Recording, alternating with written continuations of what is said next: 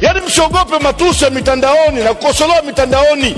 Tafuteni hoja za kujibu mambo ya mitandaoni. Mkiona mmepigwa mitandaoni, leteni majibu. Sasa Mheshimiwa Spika, mkiwazuia kabisa, wataacha kukosoa mitandaoni. Wakiacha kukosoa mitandaoni, wataanza kukosoa kwa risasi. Wacheni watu wapumue wanachosema. Kama sio ukweli, waziri atoke ajibu. Sasa bahati mbaya, tatizo mitandaoni sio hoja.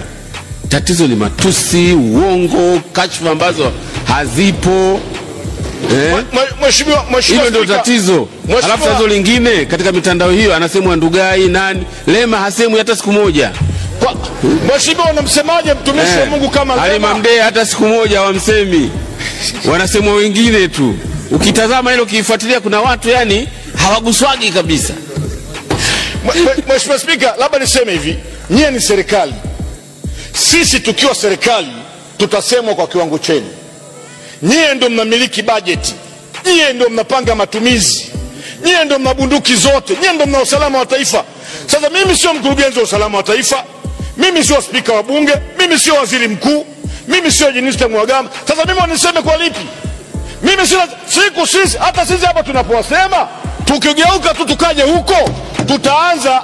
Sasa Mheshimiwa Spika, nikisema bunge linaendeshwa ovyo, hawezi kusema Mheshimiwa Lema spika wa bunge la Jamhuri ya Muungano wa Tanzania anaendesha bunge ovyo. Tutakusema wewe. Sasa kusema mimi nikikusema wewe, wote utakuja kwenye kamati, utanipiga manati. Sasa Mheshimiwa Spika, nini kinatokea? Sasa watu wengi siku hizi wanakamatwa. Kigogo ni nani? Kigogo ni nani? Nimepiga marufuku huyo, achana naye. Asante Mheshimiwa. Mimi nisema Mheshimiwa Spika, niombe sana hii sheria iangaliwe.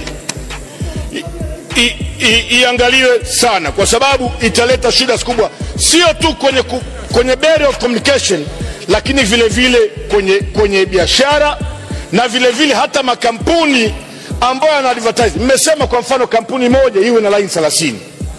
Sasa Mheshimiwa Spika, hebu assume tu wewe una kampuni kubwa inamiliki mtaji wa over 10 million USD, una watu wa marketing zaidi ya 100, una watu wa nini. Na siku hizi Mheshimiwa Spika, unafahamu kwamba mambo mengi yanakwenda electronics.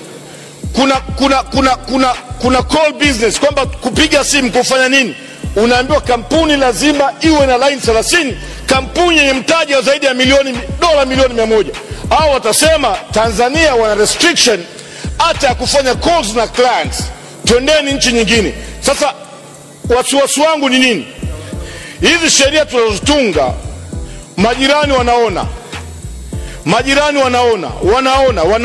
wao wataiza masharti kwenye kila namna, na ndo wataanza kuiba sasa.